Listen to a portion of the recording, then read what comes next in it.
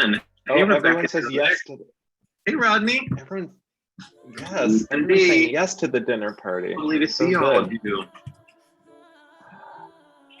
Okay, so whoever has the How you live doing there, playing, Caitlin it and is Emily? delayed.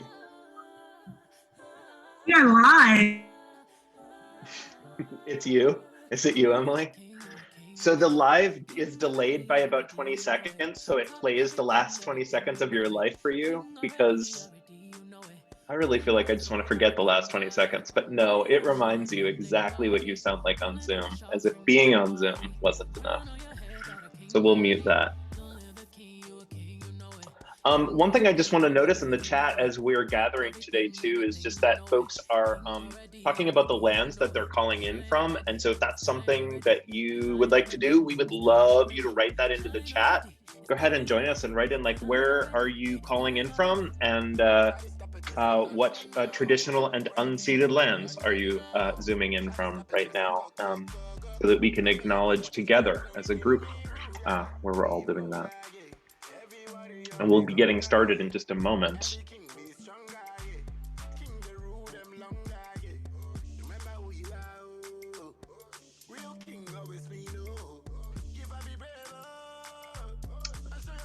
Wow.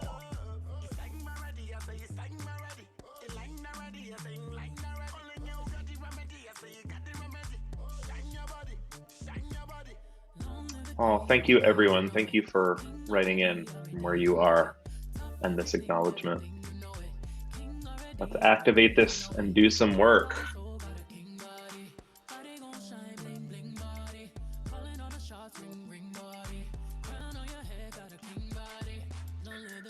All right, I'm going to check in with my pal Maya Dralis, because I think it's time for us to get going, and people will just keep joining and writing and calling. Sure. How you doing, Maya Dralis? Are you there? I am here. All right, now we're neighbors. Spotlit neighbors. I think Emily and Caitlin, why don't we go ahead and get this thing going, and then people will just keep joining and let it be as freeform as it's going to be. Sounds great. Wonderful. Thank you, friends. Thanks for that mix, Caitlin. Yeah. DJ Caitlin, as I'm going to say all throughout the day.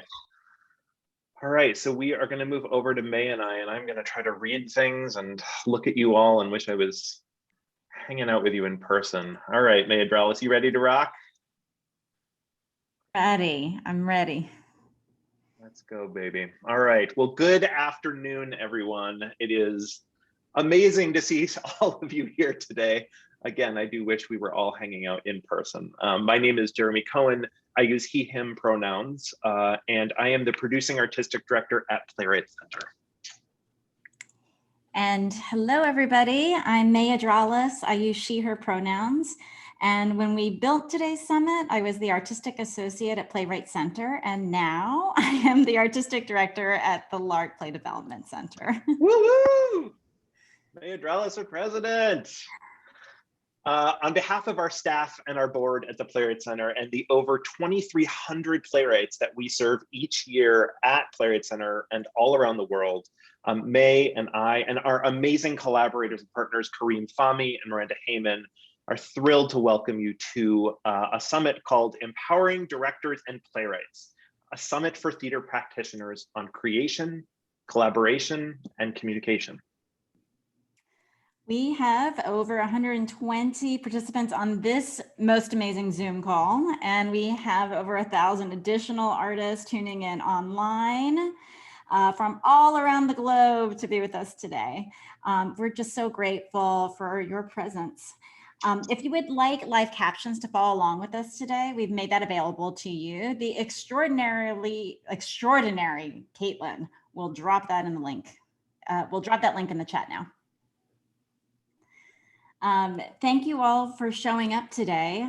We have all arrived here after over a year of the shutdown of our industry and subsequent economic hardship, and after a year of painful reckoning with the violence and systemic racism that has permeated every facet of our country and affects us daily. We also arrive here to gather today in the spirit of generosity and fortitude that we all as industry leaders and theater practitioners might come together and imagine a new way forward.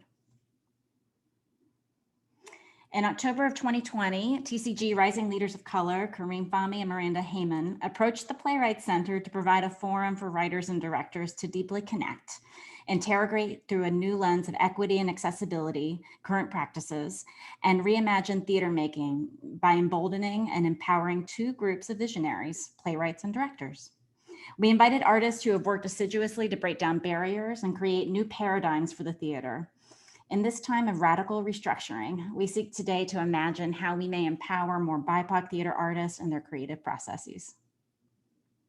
And before we begin, speaking of May, Playwright Center acknowledges that we are, as I mentioned a moment ago, on the traditional land of the Dakota people and the Anishinaabe Ojibwe people. We offer our gratitude to this land for the privilege of gathering and sharing stories and conversations like this one, and for the work of Native and Indigenous activists past, present, and future who steward this land and who challenge us at Playwright Center to be partners rather than owners of land. As we gather virtually via the internet, we at Playwright Center reaffirm our commitment to learning how best we can continue to advocate alongside our Native communities, and we invite each of you to do the same in all the places you are. I know many of you have begun that work or have been doing that work for a while.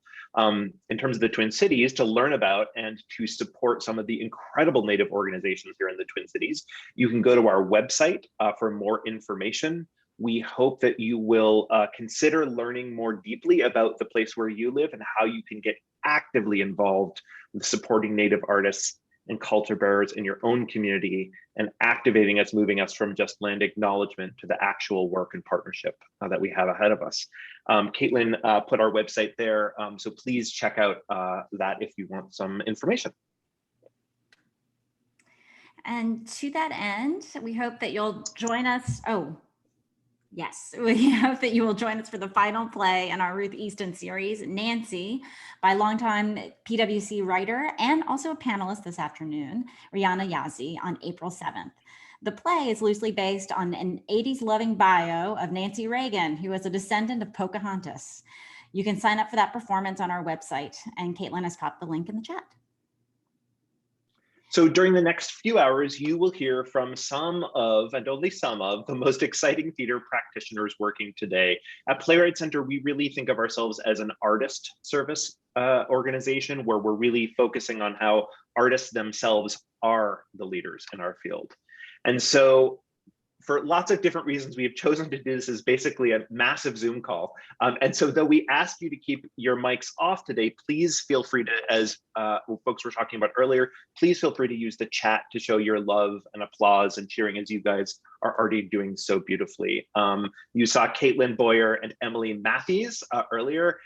They will be monitoring the Zoom chat throughout the afternoon and also the HowlRound live stream comments to answer any technical questions. In terms of artistic questions for the panelists and our keynote speaker, please, we will open up the Q&A session after those. So that's kind of, you want to hold on to your artistic questions and we'll have plenty of time to get to those after. In the meantime, feel free to use the chat to, clap and cheer and show whatever kind of Zoom love is bringing your way on a Wednesday. So we have an exciting afternoon planned, and I know you don't want to miss a second, but I should remind you to take care of yourself. Do what you need to do to be present with us today. Drink water, take breaks, stretch, and turn off your cameras whenever you need. The only thing that we ask is that if you are joining us via Zoom, do not log off the Zoom meeting unless you plan to leave for the whole afternoon. Since we do have people on the waiting list, we will let them in if the spots open up. So that they can also join the breakout sessions. And friends on the wait list, if you're watching, as you watch the keynote and panel on the live stream, do keep refreshing your emails over the next 90 minutes, and we'll be monitoring our Zoom room capacity, and we will let you in as soon as a spot opens up so that you can participate in our breakout rooms. And for friends on the live stream, what's up? We're so thrilled that you're joining us today for as much as you're able to of the day. As part of the live stream, we want to, as always, thank our amazing partners at HowlRound for helping us live stream this event. We also want to especially thank Theater Communications Group and Rising Leaders of Color program, and two of those leaders, Kareem Fahmy and Miranda Heyman, for encouraging and inspiring this conversation. And I also want to thank all the lords above. I'm just going to name it in this, for Amelia Cachapero, one of TCG and this theater field's great leaders. I just feel like I'm not sure Amelia gets all the praise she deserves for programs like RLC and like so much of the work for so many of us. She has paved the path for us here and thousands of other artists who've been guided by her grace and her leadership as our North Star over the years. So I love you, Amelia. If you're watching today, we thank you so much. And we want to thank all of you for coming to Playwright Center today, choosing to spend in a very difficult time, choosing to show up with your energy and your time and your spirit to be present and with us today. Yes, sending much love out to Amelia. Thank you, and thank all of you. And I want to document this moment, so you're going to have to indulge me. I want everyone to turn on their video so we can see your faces. Yep, everybody. I want to see everyone's smiling faces. Of course, if you don't want to be part of the best selfie of all time, then you don't have to. But yes, that's right. We're going to document this historical moment by taking a selfie, and we're going to have everybody just hold and freeze so that, oh, I see everyone's getting their selfie face on. Awesome. But no one has to stand up and show us your pajama pants, right? Like, this is not a sweatpants down kind of picture. This is totally, if you're up for it, it's a up half. So we are, yes, it's gonna take us a while. We've got a lot of screens to scroll through, but give me your smile, and here we go. I think about Brianna's question, Happy what are pants? Smile! Oops.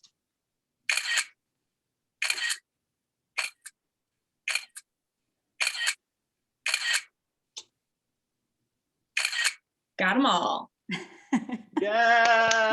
Yay, we did it. I know I blinked every time the camera went off, but thank you for indulging me. No family gathering is complete, in my family at least, without the selfie. So thank you all for being part of the family. Okay, so you can turn your cameras back off or do whatever you need to do. Without further ado, I'd like to ask Jeremy to introduce our keynote speaker. And so please help me welcome to the screen, Daniel Alexander Jones. Hello, Daniel Alexander Jones. Hello, Jeremy. Hello, everyone. It's strange, Daniel, but like every time I'm going to introduce you, which is sort of all of my life, I have a whole part of my bio that's just about introductions for Daniel Alexander Jones. I've got like, each time I do it, I have like 17 new reasons to tell the entire world how much I love you and so appreciate the leader you are and have become in our very crazy and sometimes often fractured theater field. But instead of all 17, I'm just going to share a few with all of you today. Daniel Alexander Jones is a performance artist, a writer, and director. His performances on stage, on record, on album, if you have them, and in digital media as his alter ego Jomama Jones include Radiate, which is stunning. You should have it. If you don't, I listen to it all the time. Night Flowers, and the album Six Ways Home, Radiate, and Lone Star. His performance pieces and plays include Bloodshot Boogie, Phoenix Fabrique, Bel Canto, one of my favorite plays of all time, Cabin Lena, and the Book of Daniel. Daniel is currently developing an interrogator's manual at Fusebox and La Mama, in addition to others, and Jomama Jones Flowering as multi-platform projects over the next 2 years. Daniel was named a 2015 Doris Duke Artist. He received the Alfred Award in Theater and was an inaugural Creative Capital Artist, in addition to grants and fellowships with MAP Fund, the Jerome Foundation, McKnight Foundation, and many, many others. He was a resident playwright at the Amazing New Dramatists, a core writer and fellow here at Playwright Center, and has taught at numerous colleges and universities, theaters, arts organizations nationally and internationally. Currently, he heads the playwriting track at Fordham University. He is one of the primary artist for me personally in my heart and spirit. Anyone who knows me knows this, who I listen to deeply and from whom I seek counsel and inspiration constantly. We've had the great fortune of supporting Daniel since 1994, which is hard to believe because he's only 27, so that's really hard to believe. But in 1994, when he was first a Many Voices Fellow, all the way through some of his work, kind of most recently with us on his incredible piece Duat in partnership with Soho Rep in New York. I'm so grateful that we get to share in his wisdom to inspire our day forward today. Please, please, please, please help me welcome my dear friend, Daniel Alexander Jones. Clapping and cheering. Thank you so much. And thank you, Jeremy, for that generous introduction.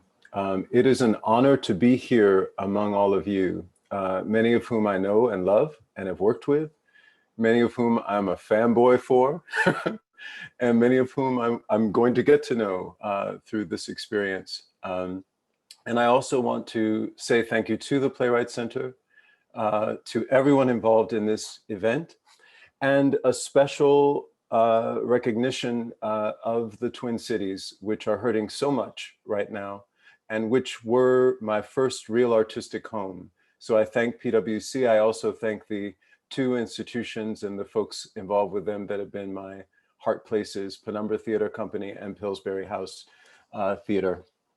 So I will deliver this keynote, y'all, and because I like to know how long things take so you don't get nervous. It's about 12 minutes and change, so it'll come in under the wire.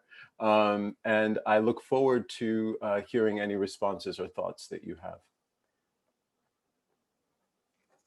30 years ago, exactly, I was in rehearsal. I was a senior at Vassar College, a major in Africana studies. I had written a play for my senior thesis, the culmination of my 4 years of study. I assembled a team of fellow students to perform and design our nearly budgetless production. A brilliant student choreographer joined up to stage the ancient tale at the top of the play, the story of Isis and Osiris, the sister-brother, husband-wife, African gods. When Osiris's brother Set murders him out of jealous rage, then dismembers and scatters his body across Egypt, Isis, bereft, harnesses her grief, and then with the aid of her sister Nephthys, painstakingly gathers the fragments of Osiris's body. What's missing, she forms from clay taken from the banks of the Nile. Using her powers as a magician, she utters a spell drawn from the marrow of her bones and resurrects him for one night. They make passionate love.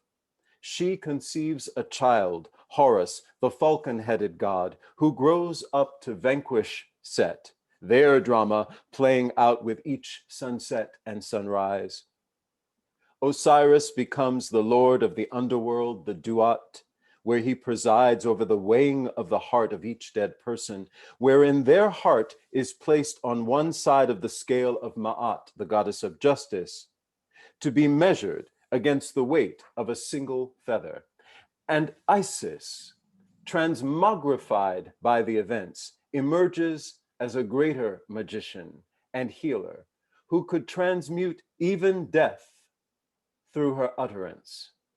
Written into a story ending in murder and loss, Isis embodied a different story of reckoning, resolve, and rebirth. I became a theater person, for better or worse, in my public high school in Springfield, Mass. In the mid-1980s. The arts were still in the public schools, and theater was the agent of a major transformation for me, going from a painfully introverted and socially doomed outsider to a young person who found their voice and a practice they loved, and most meaningfully, a community of fellow kids who loved performing and writing and talking about life. I was still a social outsider, but a little less doomed and a little more queer. Most of us were working class. The theater we came to know was not elite or precious. It belonged to us. It was regular and magic. It seemed obvious to everyone who knew me this was going to be my career. So through a turn of events, I ended up going to Vassar to be a drama major, carrying the hopes and wishes of my community with me. Vassar was, to put it mildly, a culture shock for me in many respects. My naivete was a blessing and a curse. I didn't know what I was heading into, so I just arrived assuming a place for me, but I was unprepared for the hierarchy, the gatekeeping, and the cold chill that greeted me. My fellow students of color and working class students. But I got to work till at the end of my first year of training, I was told directly by the head of the nearly all-white acting program to choose another major because I would never be cast in a leading role. That encounter with racism and homophobia was a venom strike, no doubt. It was one of countless I would receive over the course of the next decades. Yet, since I was little, I had studied mythology, history, and I had a passion for Black poets, novels, biographies, music, film, and dance. I was fortunate to know and love my history. One of the benefits of being an introverted outsider was the free time to read and research. I knew I was in a long line of Black and queer artists who had been told no repeatedly and or shut down for who they were, for the dreams and visions they carried, and, as I would learn, for the force of their imaginations as the seedbed of social change and the resulting threat to what we then called Eurocentrism. The problem of what to major in was solved when I took Dr. Blanche Foreman's Black music class and Dr. Constance Berkeley's Black drama class. In their orbits, we were gifted with the embodied experience of an alternate ontology, one wherein multiple truths of culture, history, identity, and purpose were legible and valued. I recall the day I told Dr. Berkeley the story of what happened with the professor in drama. She was silent for a moment, looking off to some private horizon. Then she smiled and said in a very matter-of-fact tone, "Well, that's how they are, young man. How will you be?" What would my choice be? My choice. In that instant, I had a flurry of revelation. I had been wounded and I had reacted to the wounding. I had been too proud to admit that I had been wounded, but I had been. And rather than transforming the energies, I had let them drive me. This is what my inner core knew somehow. There was a force that kept me moving even though it was painful, but the wound was the collateral damage from an ultimately imprecise and ineffective attack. It was, as Toni Morrison rightly named the purpose of racism to be, a distraction. "I'm going to do it anyway," I said. "Yes, you are." Dr. Berkeley smiled, and she proceeded to lay it all out in no more than 10 minutes. She told me I should declare my major in Africana Studies and that not only would she be my advisor, she would make sure that I had everything I needed by the time I graduated to follow my path toward becoming a professional artist. She started listing books that I was going to need to read, and I rustled around for my notebook and my Papermate pen, and I wrote them down. "Start there," she said. "You'll find most in the library and some will be in our library. There's lots of work to do, kiddo, so get going." Centered, the depth and breadth of Black American theater and performance history were opened to me, and I felt returned somehow to myself, to my family and community, and most important, to unfettered imagination. That's how they are. How will you be? You have power. You have power. The power is in your choices. The power is born from your integrity, your inherent wholeness, Your power is fed by the root system of your relationships. Your power is amplified when you ask not only who am I, but whose am I? If these pronouncements seem cliche, if they feel like platitudes, ask yourself why that is for you. As we are invited today to undertake a vigorous discussion about empowerment and futures, I invite you to remember the following. We don't all want the same things, the same outcomes. We don't all share the same values. Many of the things that motivate us are hidden in our own shadows. We are yoked to those unresolved desires, resentments, and untended traumas. They often are the loudest voice in our heads when it comes time to dream of new possibilities. We who take the human being, the human soul as central subjects of our inquiries can sometimes be willful in our refusal to reckon with our own shadows. Maybe you want to be a change agent who enters an existing mainstream institution with reform on your mind. Maybe you want fame, money, to be the exception, to be seen and validated and accepted by mainstream, predominantly white institutions. Maybe you want to invest in culturally specific institutions and the communities they serve. Maybe you want to make your own work in your own way, on your own terms. How will you be? What is your analysis? What are you doing fundamentally every day in service of your vision and the vision of others to whom you belong? In the 30 intervening years, I have moved knowing that I belong to Dr. Berkeley, to Dr. Foreman, and to a long list of mentors, collaborators, students, and colleagues I have known and loved over the years. There is not one room I enter that they don't walk in with me. I am in many senses responsible to their vision of a just, open, and equitable society. My choices are born from that knowledge. You have power because you are not alone. It's going to be my 30th college reunion. So I've been thinking a lot about that time, and trying to remember to put on my glasses so I can see, right? And also in 1991 in the fall, per Dr. Berkeley's word, I was accepted into graduate program at Brown. And I want to give you an image from that first day that I went there. I went to the theater I'd be working at, Rights and Reason Theater on Angel Street in Providence, one of the oldest continually producing Black theaters in the country. It was founded by George Houston Bass in 1970, the year of my birth.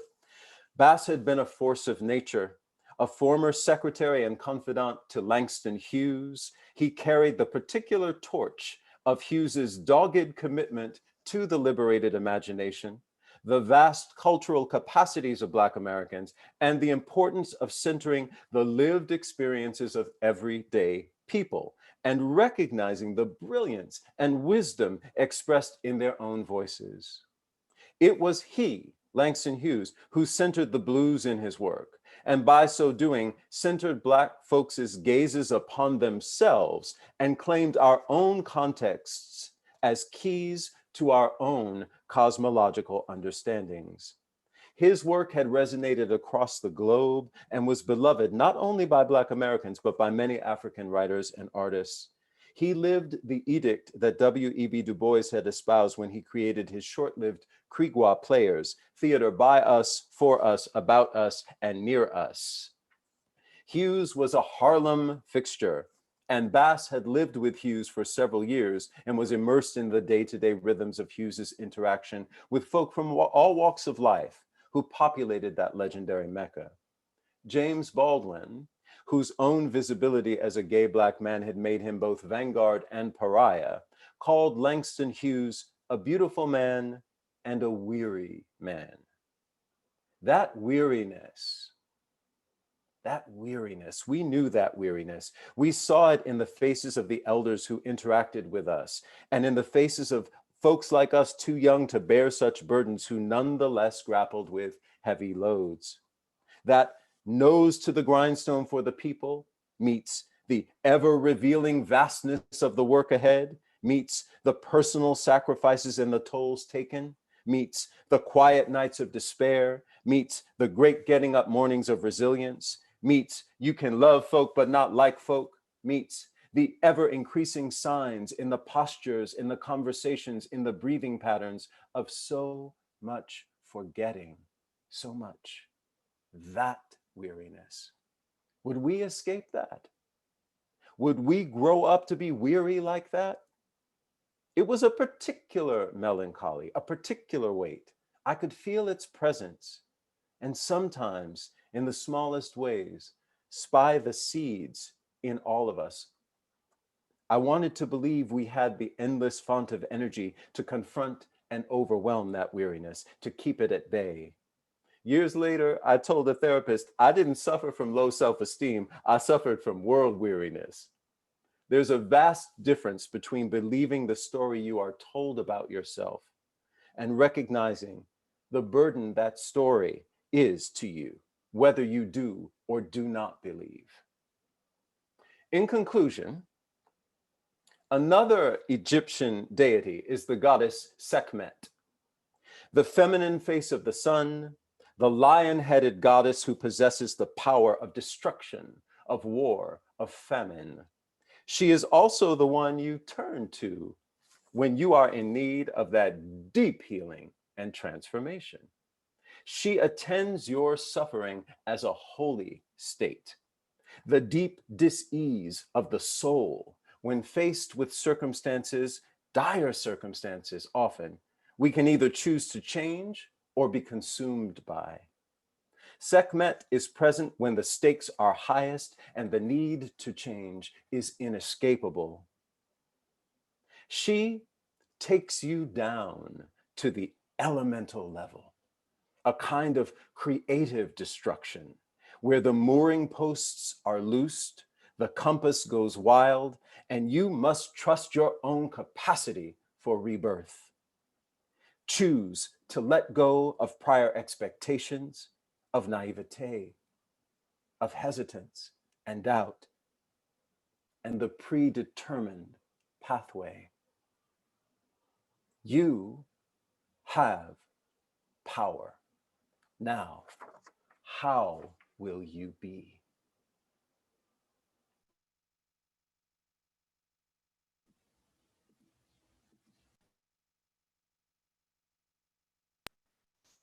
Oh my God, Daniel Alexander Jones. Gorgeous.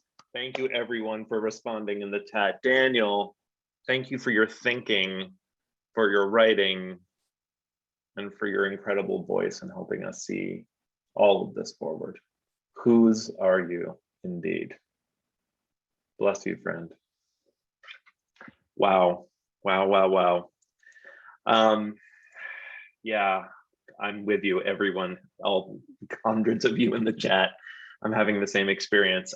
Just incredible. I did mention, we're about to go into the panel. I did just want to mention that we've created a form, a Google form, God bless us, to get additional thoughts and feedback from all of you.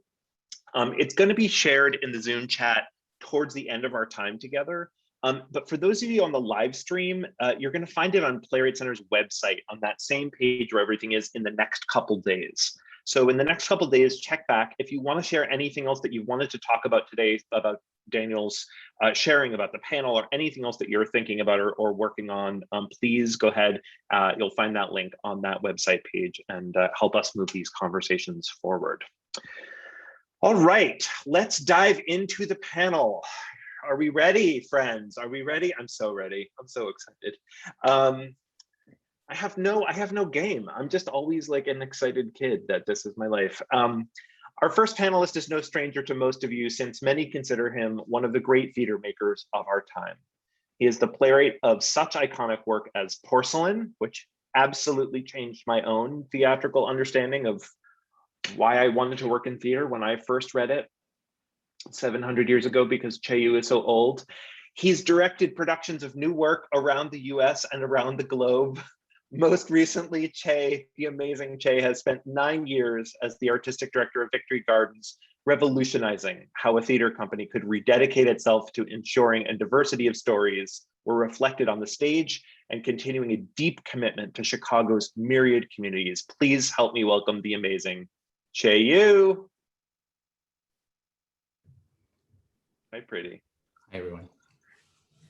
When I first came to Playwright Center nearly 11 years ago, one of the writers I'd been hearing about and was most excited to meet was also in the process of starting what is now one of the world's most significant theater companies, and certainly native theater companies.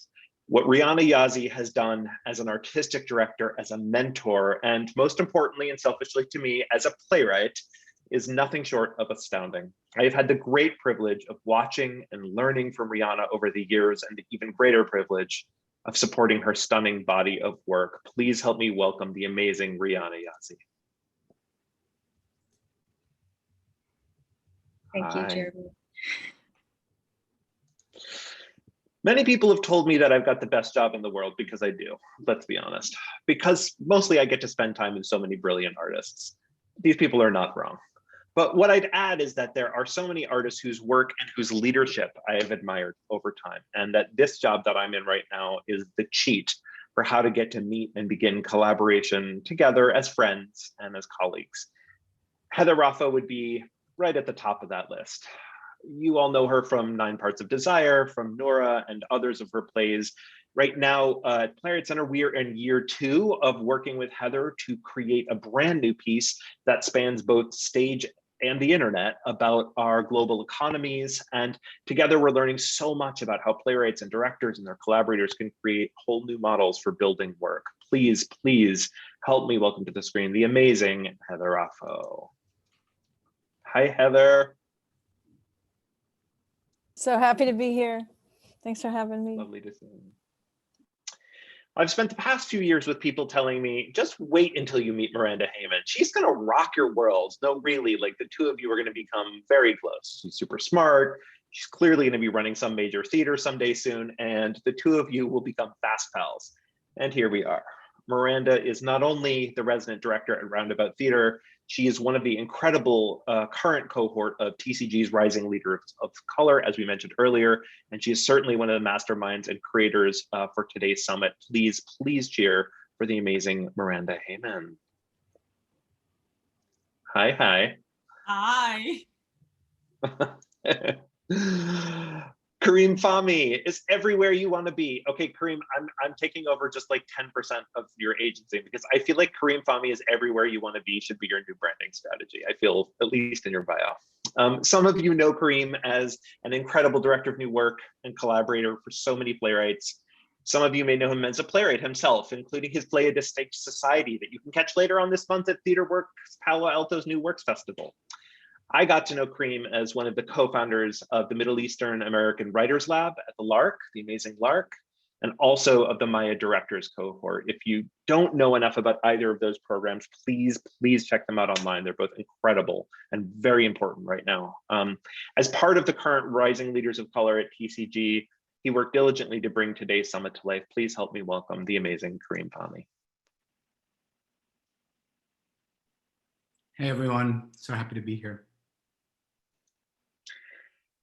Oh, this one's hard. Last but certainly not least, I had the great privilege of getting to work with Maya Dralis as our artistic associate during this season at Playwright Center, during which time she helped lead the charge on birthing this incredible day among many, many, many other days that she led. There's a lot to say about Maya Dralis, and probably like a quarter of it is in her bio. This artist will lead us to greatness. I really, truly, truly believe it. She is my amazing, amazing friend and collaborator. She has guided development and productions of new work and mentored and taught and led for many years now. And we're so lucky that she has become the new artistic director of the LARC New Play Development Center. Please, please, please help me welcome my great partner and great friend, the one and only Maya Dralis. Thank you, everybody. It's great to be here. Well, here we are. So great to be with you all today. I think I'm going to go ahead and I'm going to start with a question for the whole group. So obviously, as we're all talking about and all the things we could be talking about today, certainly here, as Daniel talked about in the Twin Cities, around our country right now, and with so much else, there is so much reckoning happening in the world, and in the theater field at this moment. It can be sometimes a challenge, I find, to straddle how do I work each day as an activist in the bigger world, and then also how do I take that work into the theater field? We've asked the 6 of you to be on this panel, including Daniel, specifically because of how you activate your work as an artist, and the impact that you are seeking to have. With so many different vital pieces of this puzzle, what is the number one thing on your mind right now in terms of like how you are spending the bulk of your time and energy? So kind of like this moment in a very current way. Who wants to start us off there?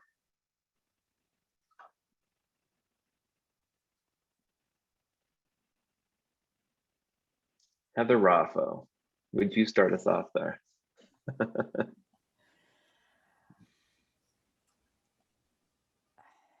Healing. Healing, healing, healing, healing. I can't separate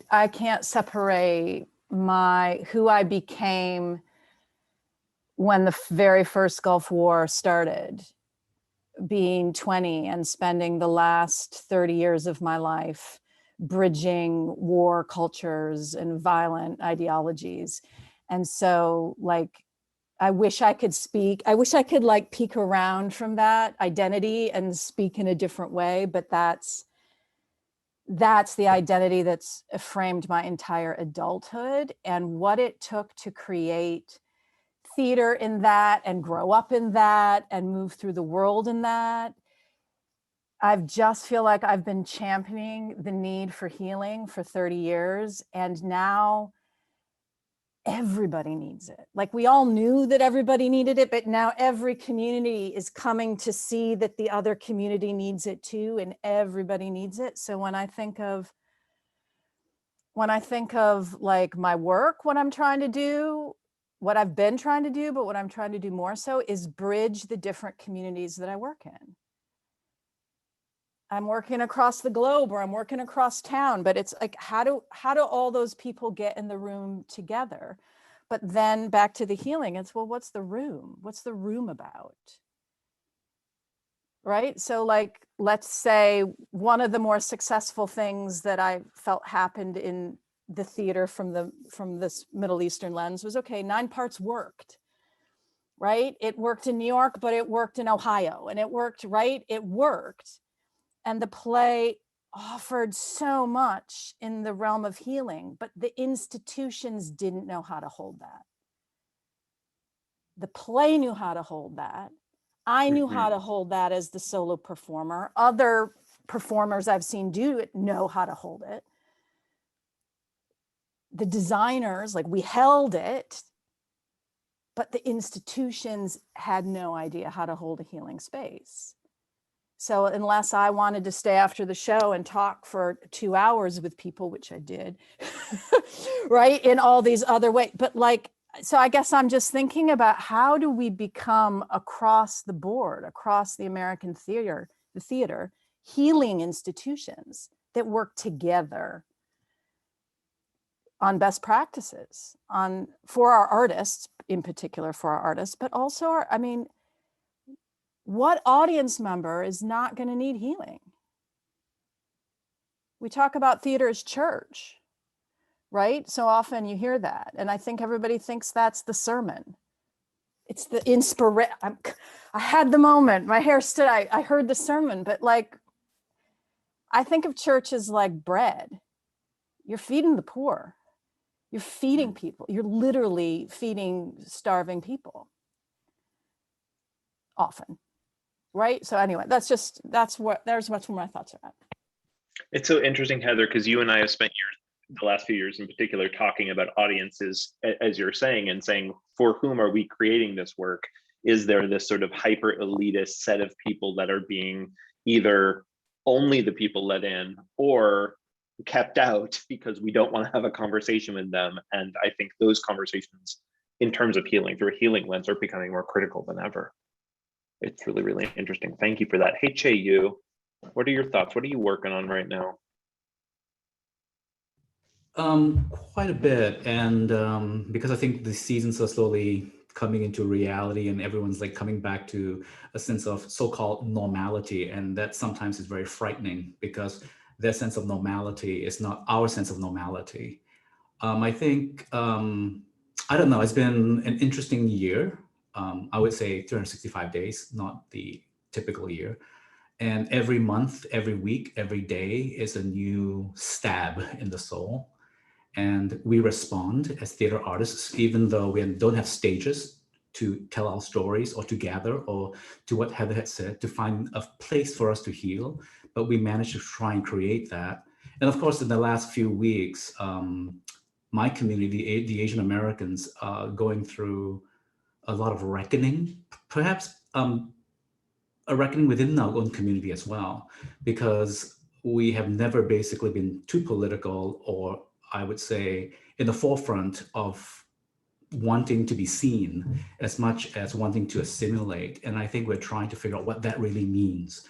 And we have a lot of people around us, especially in this room, trying to figure out that question ourselves. Also to also bring up conversations about Black Lives Matter with leadership changes. So there's a lot. And I think this particular year has been good for us to examine, because fortunately, I hope that if some of us have not lost people or have been deeply impacted by the pandemic, we have a little luxury of trying to figure out what to do next. This is the disruption that all of us had been praying for, and we did nothing. Now we have to make sure that when we come back, we are ready to reconstruct and build with allies, with friends, people who may not even want to see us, or people who may want to even strike us, to build a new theater, a new country, and a new world order. I don't think it's easy. I think the stories we tell have to be difficult.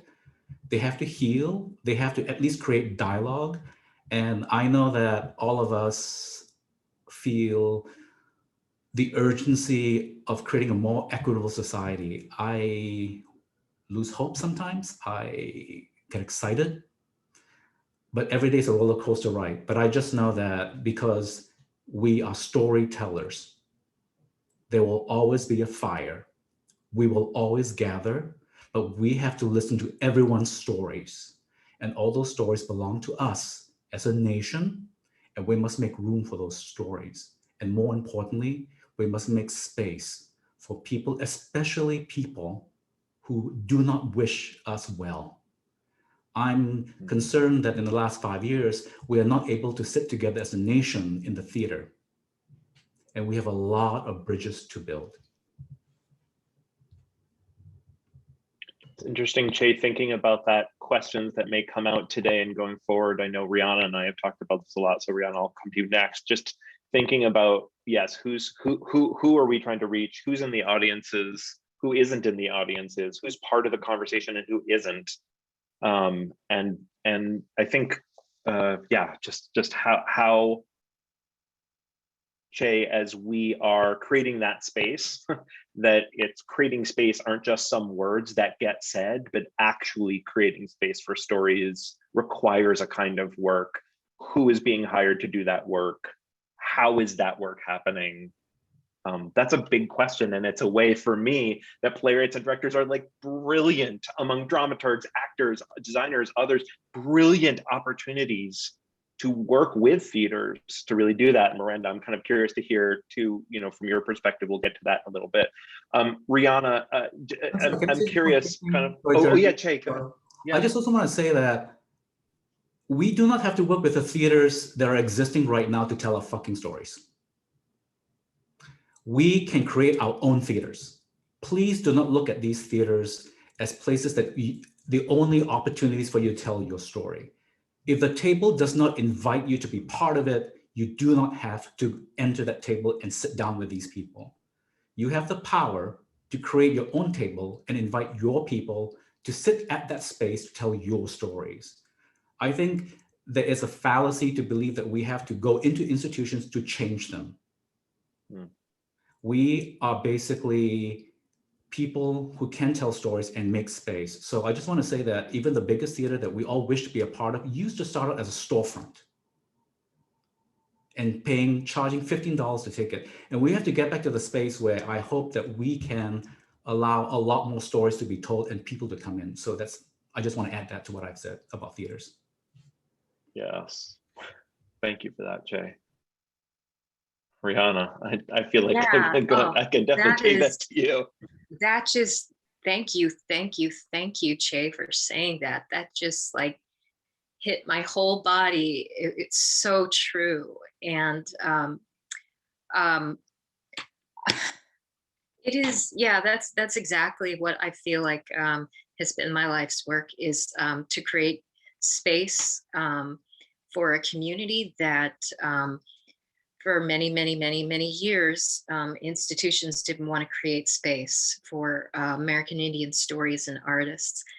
And, you know, a big piece about it is not just trying to create nonprofit theater and paint it red, but to actually be able to tell the stories of the community so that the community doesn't have to change who they are in order to get their story onto the stage, that they don't have to code switch, that they don't have to play the game. You know, I think a couple springs ago, I got an opportunity to talk to a tribal college. My theater went up to Red Lake, Minnesota, and we were listening to plays that the students had written. And honestly, one of the plays that one of the students wrote is, I think, the best play I've ever read.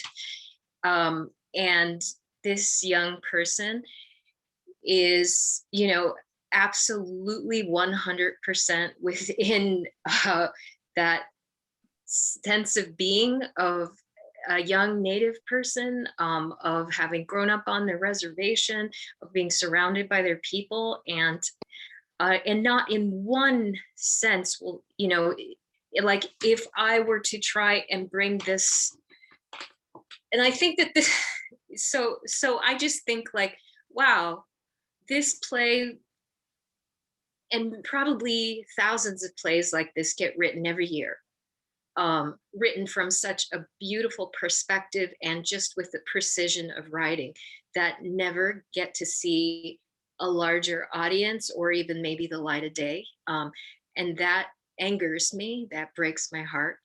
And I try every day to try to make my theater company be the thing that is a safe space for that storytelling, and to bring that and to give that visibility. Yeah, and this whole year for me has really been about dismantling and disrupting. And you know, because I think I've always kind of felt like an outlier, because as like the craziest things artistic directors have said to me over my career, just about how, I mean, the amount of gatekeeping, you know, from, oh, you can't talk about that subject matter, our audiences aren't ready for it, to an artistic director reading a play of mine saying, oh, can you tell me how much of this is found text? Like, how much of it is work that you actually wrote? And I'm thinking, how many playwrights experience that, like being, you know, going through this gauntlet first because they don't expect that young brown person has the ability to write something with clarity and intelligence and emotion. So that's, so thinking about all of these experiences, and now that my theater company is kind of getting a bit of a better budget, it then brings in more folks who've had training in the American theater. And then it's sort of like, whoa, we have to pause, because though we're all people of color here, we're all like broken from this system that has told us that we can only tell stories in a certain way. So like if we're going to actually keep walking the talk that we say we are as a native theater company, as a company that wants to focus on leaving our artists and our audiences in a better place than we found them, then we have to pause. And so we have a play that we've been trying to set the dates for since January. And I've been like, no, we're not going to set these dates until we go through every little piece of dismantling the way that white supremacy has created such harsh conditions on our bodies to create work. And if it's not truly joyful to make this work, what's the point? And and we're a community that comes straight out of genocide, and it's like the practices of like, white American theater is hard on your body. And when you think about that to a community that's experienced genocide, it keeps people from having families, making relationships. And there's all of these different ways that we really have to think about creating stories that reinforce relationship and just sort of healthy practices. And a lot of that is being aware of some of those tenets of white supremacy, like urgency. That is just like an artificial thing. We don't have to meet these deadlines that we create for ourselves. Like we do know that the river is going to unfreeze, so we know we have to move the village across the river at a certain point. So yes, we're not always on Indian time, but there are cycles of the season that are our guides and our benchmarks, but then there are also things that are sort of mind created that exacerbate the pain that living in this society has caused. So that's kind of where I have been for the last, 15 years, the last year. Thank you for sharing all of that. I'm gonna keep us going, but I'm gonna just keep recalling that I think already a lot of what Heather and Che and Rihanna are bringing up are not about trying to adapt a system that's already broken, but thinking about continuing to work towards what the new version is, because I'm not sure we can fix the broken one, and I'm not sure we should spend the time and energy and the emotional bandwidth to do that anymore. Miranda, I'm going to go to you. What's on your mind? Obviously, starting this panel and this summit was one of them. What's going on for you? Yeah, there's a lot going on, and also a lot to respond to from what's already been said today, particularly what Daniel was speaking about in terms of power and Rihanna speaking about dismantling. To be honest, I feel like what's been on my mind for the past year, and probably more recently in the past 6 to 8 months, where I finally had the ability to be able to speak on it, is unlearning a lot of the narratives that just do not serve me. And I'm talking about me in so many ways. I'm talking about me as a director. I'm talking about me as a Black person. I'm talking about my gender. I'm talking about theater.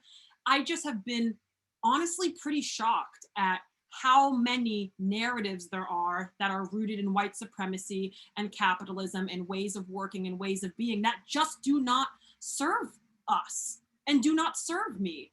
So what that means to be able to start to push against those and say, well, I know this theater company has this narrative of being, or they've told me that my work belongs in this narrative or in this way, but I'm going to say no thanks, or I'm going to say actually this way, right? Like reasserting my power in my own narrative and the narratives that support me, support my community, keep me healthy, keep my boundaries intact, and just having that being an ongoing dialogue.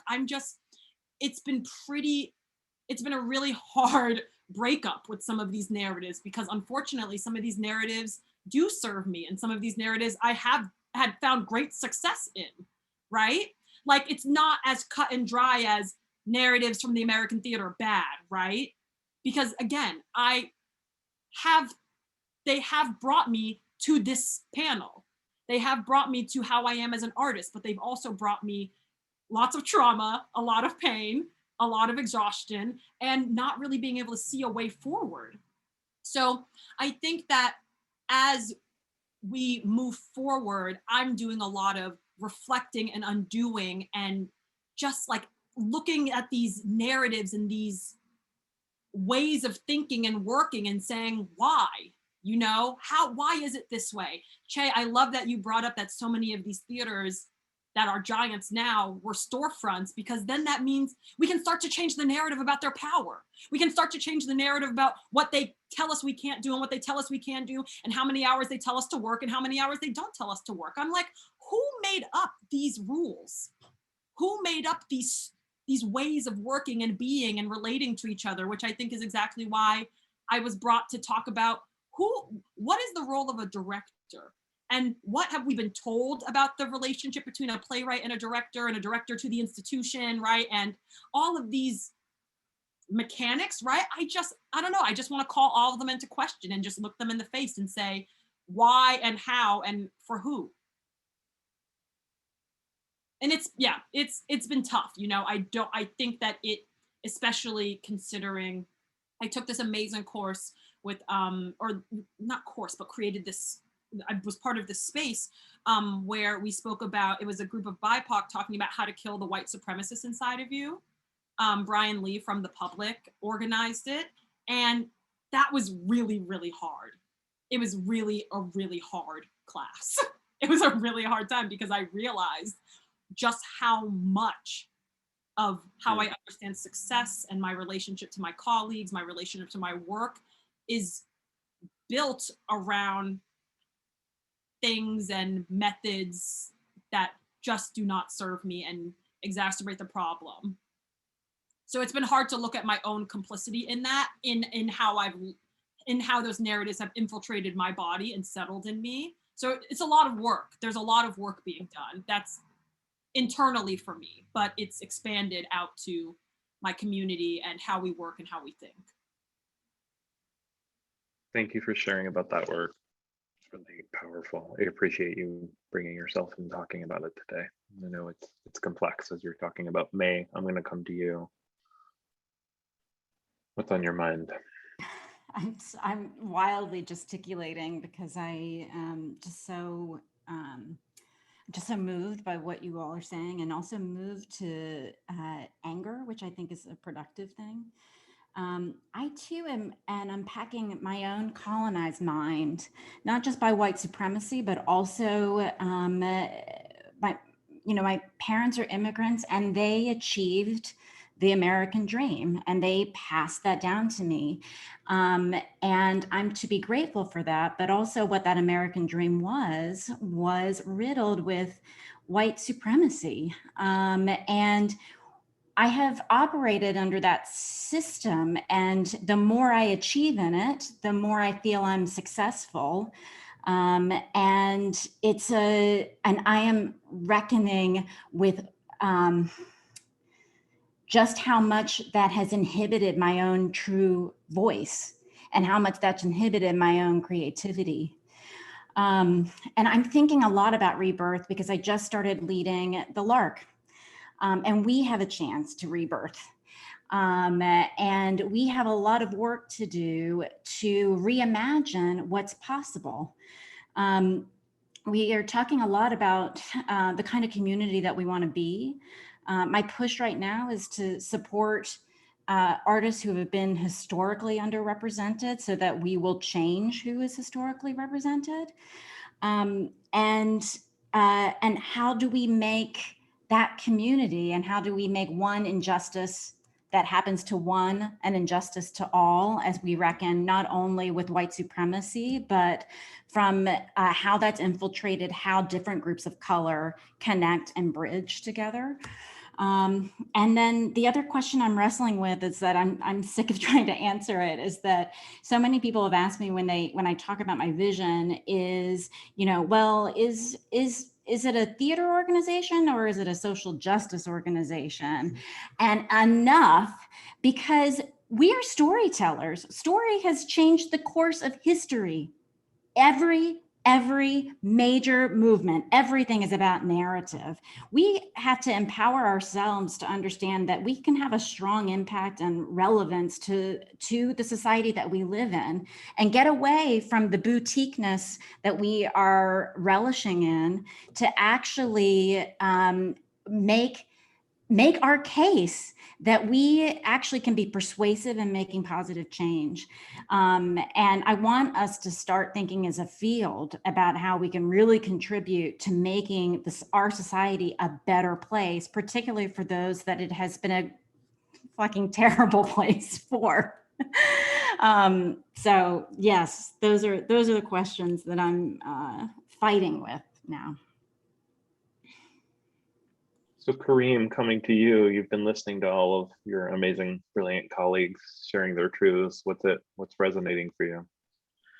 Wow. I mean, it's also so much, and everything that's been articulated has been so beautiful and profound and thought-provoking. I mean,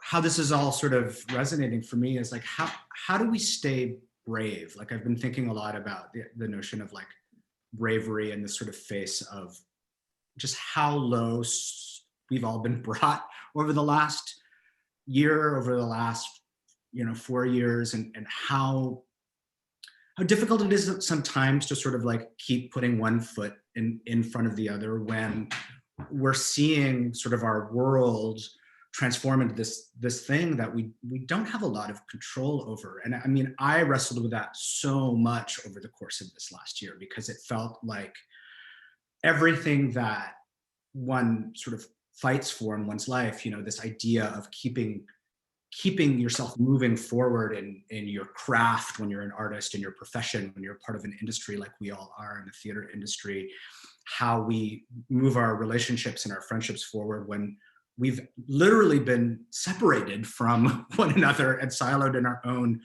homes.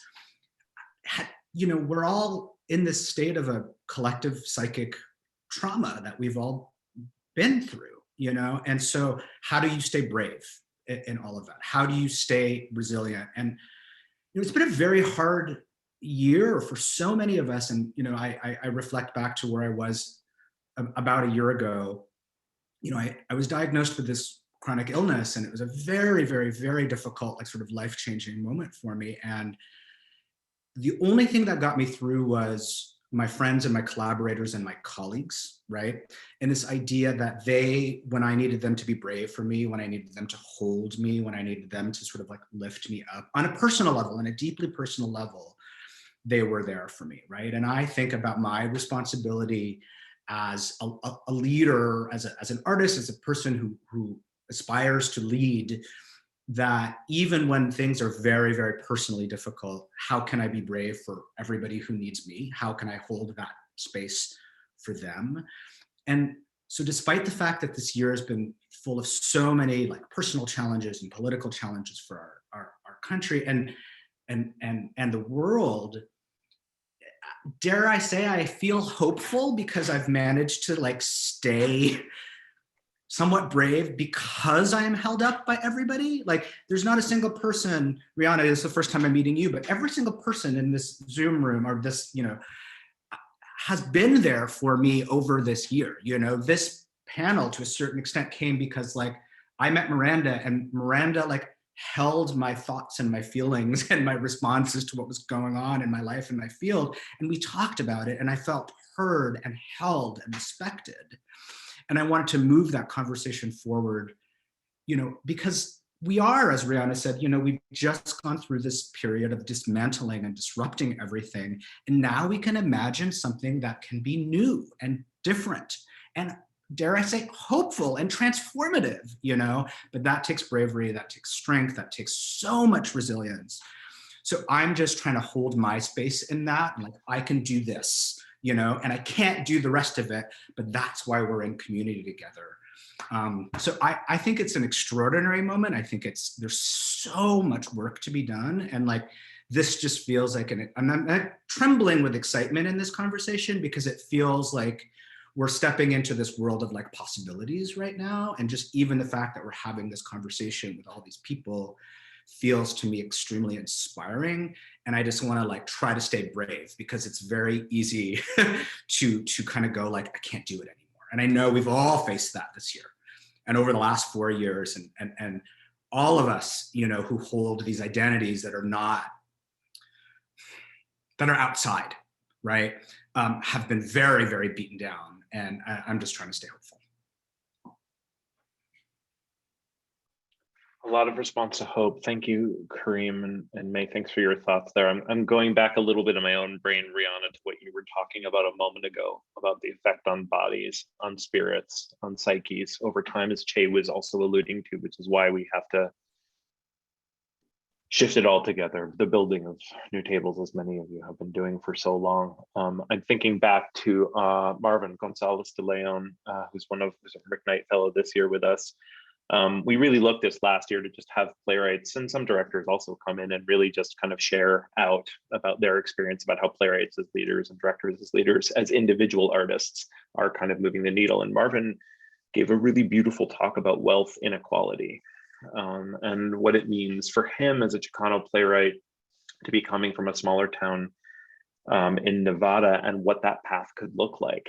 And that as if we, one of the many things that stood out as we were kind of prepping that talk was Marvin really sharing about what it meant to, and not just whether you have money or not, but that we don't talk about it, that part of that supremacy, that part of that enculturated, part of those narratives too, Miranda, as you're talking about also, is that we don't talk about it because it's because of, name the 62 reasons that we don't talk about opportunity and money, and how that actually figures out into the life of a playwright or the life of a director, the life of a dramaturg. And here we are in just the pandemic moment of reckoning, when it all changes. You know, it all changes when that stuff, I mean, all the lights are on. It just feels like all the lights are on. All the lights are on. And we can't and we must not unknow all the things, as each and every one of the things we already knew and the things we're continuing to discover, with all the lights on. May we enforce that the lights never go off again. I'm going to start moving into just a couple of individual questions as well. Friends, please chime in. So please take these questions. I had a feeling the day was going to go the way the day is going, and so I want to stay there and I want to kind of mold things as well. So please feel free to take anything I'm asking you and throw it back in my face and do something different. So Che-Yu, I'm going to start with you because I start most things with Che-Yu. I mentioned obviously Porcelain and other pieces as well that personally just for me have been so incredible and like creating space. And when Porcelain happened, it wasn't like Porcelain happened 3 years ago and the pride flag and this is on shit, we're streaming something on shit. Like, I mean, when Porcelain came out, it was a radical act for people to be reading that play on their desks, never mind seeing it.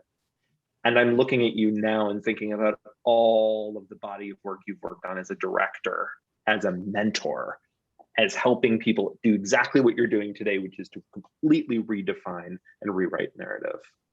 And it also started for me with you, selfishly, my lens is with you in the narrative as a writer.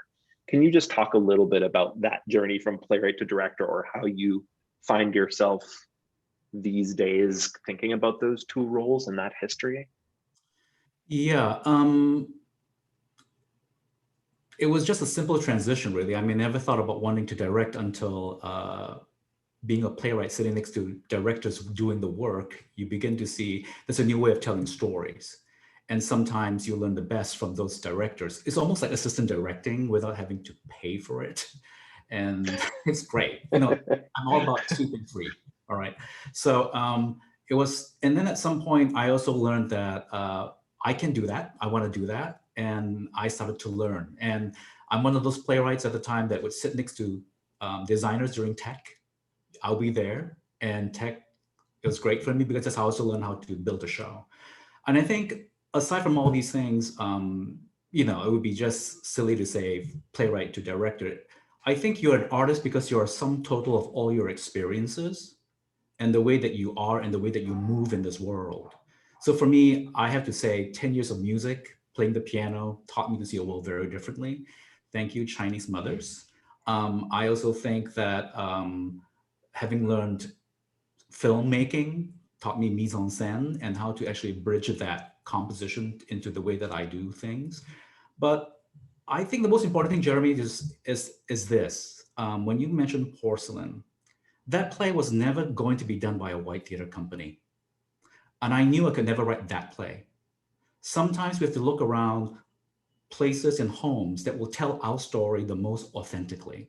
And those places, for me at the time, were Asian American theaters and gay theater companies. And not to say those theater companies do not themselves have problems. I remember doing even Porcelain at East West Players, board members resigned because of the content, but the artistic director stood up. And that's where I learned leadership. And gay theater companies didn't know what to do with a gay Asian play. You know, it was one of those things. And it was a time of naked boys singing. So to some extent, how do you tell your story authentically and finding collaborators and finding friends?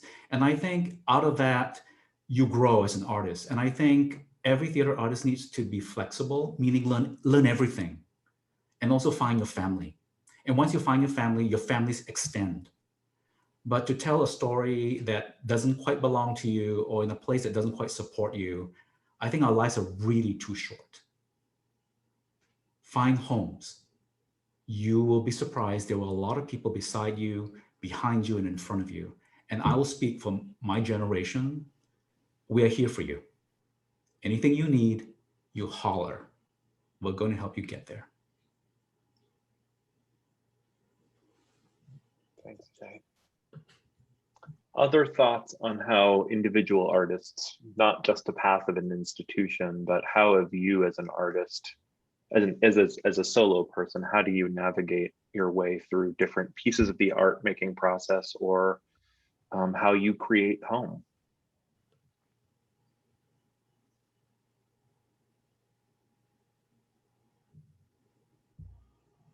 Heather. You have that way of calling on me when I'm mid thought. I love you in mid-thought. You're so good in mid-thought. Not everyone is good in mid-thought. You're awesome. I hear you, Che, a lot about that, creating home. And I mean, I'll say that one of the struggles I had was that there was not a Middle Eastern theater movement to go to. And so colleagues and I were creating it kind of together, but there was a time before we even knew each other. I mean, that's how far back it goes. It's like, oh, we were all kind of just trying something, and it took a few years for us to even know that each other was out there. But because there was absolutely no safety net and no mentor and no role model and no nothing, I found I was creating in community, not in theater community, in the communities living it. And I learned so much from that. So I built plays, reflected the plays back to the communities I was literally writing about, and grew myself up as a writer that way. But then the other thing that I've been doing that I think is really useful is I then kind of take that same play in workshop to, let's use the word, the opposing community, and do the same thing.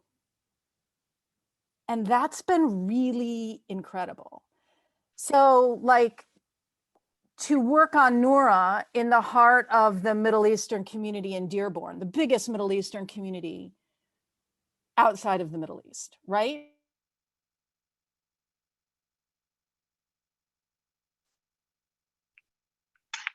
We're having trouble hearing you. I don't know what happened. Can you hear us? Oh, there, you froze. No, we can see you, but you're, no. You figure it out. I'm gonna pause. I'm gonna move on to some other thing. I know, and we'll come right back to Dearborn, Michigan. because I want to hear this, because I think it's really critical.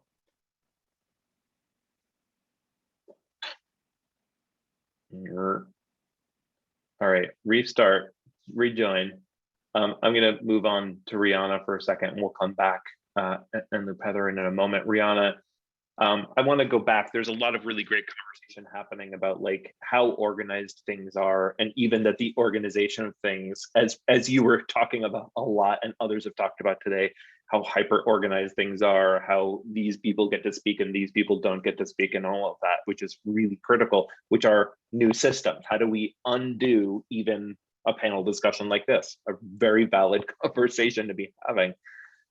You, my experience of you as both a friend and colleague over the years has been watching you in conversation saying, I'm creating and creating and creating and creating and creating. I'm also learning and taking what is so gorgeous that exists already, but that has never been lifted up before. And I'm wondering, when you're thinking about storytelling or storytellers, either at New Native or your own experience as an artist, how do you find and gather writers or directors or just other storytellers and storytelling? How do you find and gather people right now? Well, I used to find and gather people at karaoke because that's a huge love in the Native community. And when I first moved to Minneapolis in 2006, there used to be a Native cafe called the Wolf's Den, and it was just a mile and a half away from the Playwright Center on Franklin Avenue. And that's how I met most of the artists I ended up working with.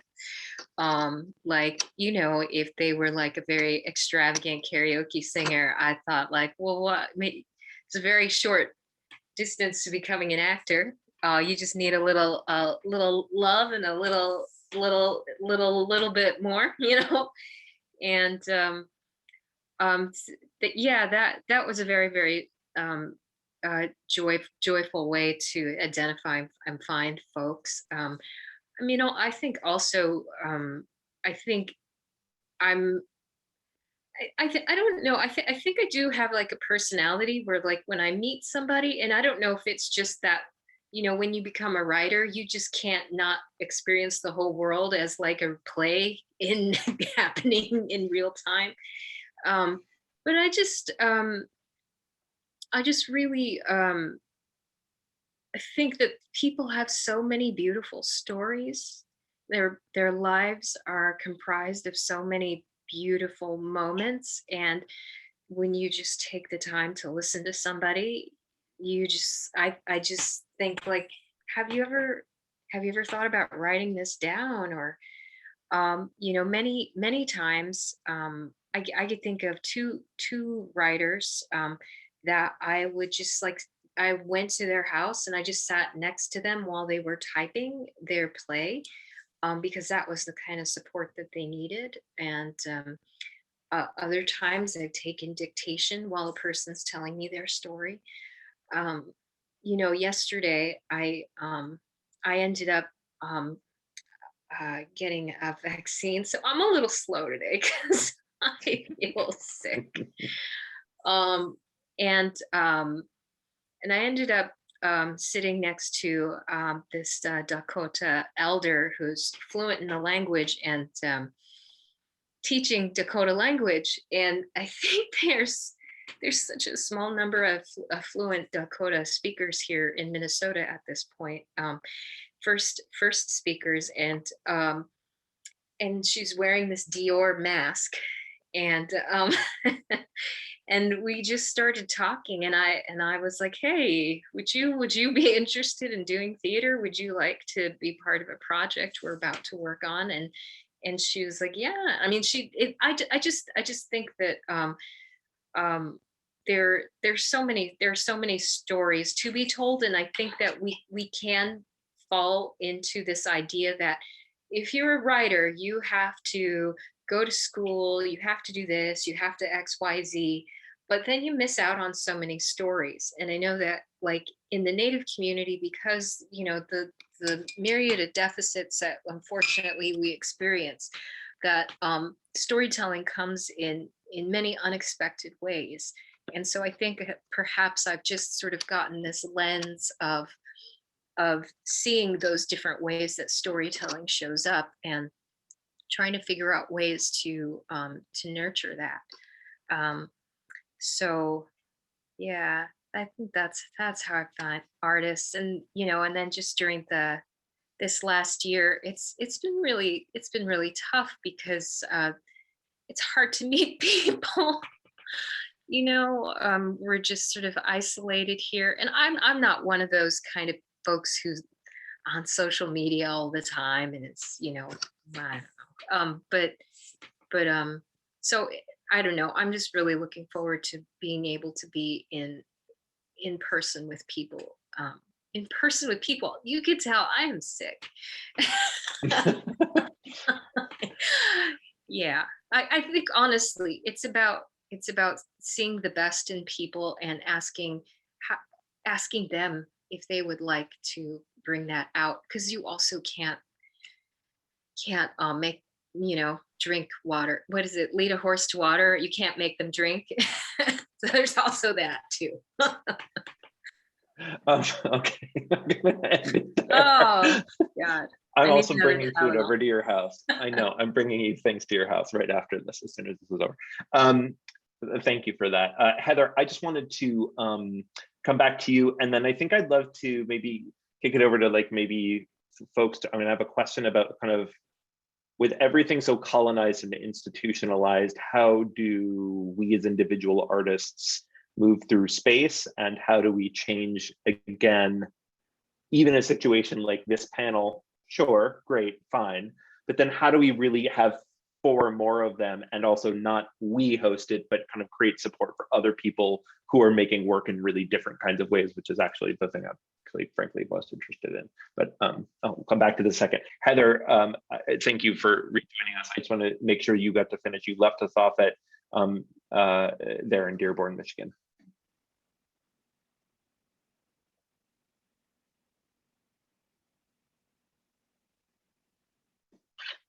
No, it's not going to happen. Okay. I'm going to love you, and I'm going to lift up that one of the things that Heather talks about a lot. Oh, yeah. Oh, yeah? am I there? Yes, Oh, yes. okay. Yes, Sorry, yes. it was saying that the host had to unmute me. I don't even remember where I was, but I think it was about working in opposing communities, back to back with working in the communities that the play was about, and how much I've learned from that, and how much that's created in me just a huge desire to allow for audiences to come from so many different kinds of communities to the room and receive the play in both a nurturing way, but also a deeply challenging way.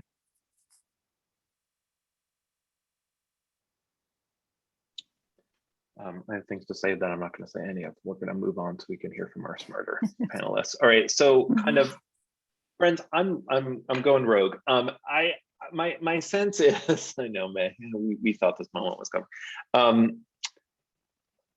I feel like there's really good energy and heat gathering about how hyper organized and hyper producing. We talked today about urgency. We talked about a lot of these qualities of what the theater field is in this country, and how shifting practices as much as shifting how things are run and who's running them and what those are is kind of the big work ahead for us.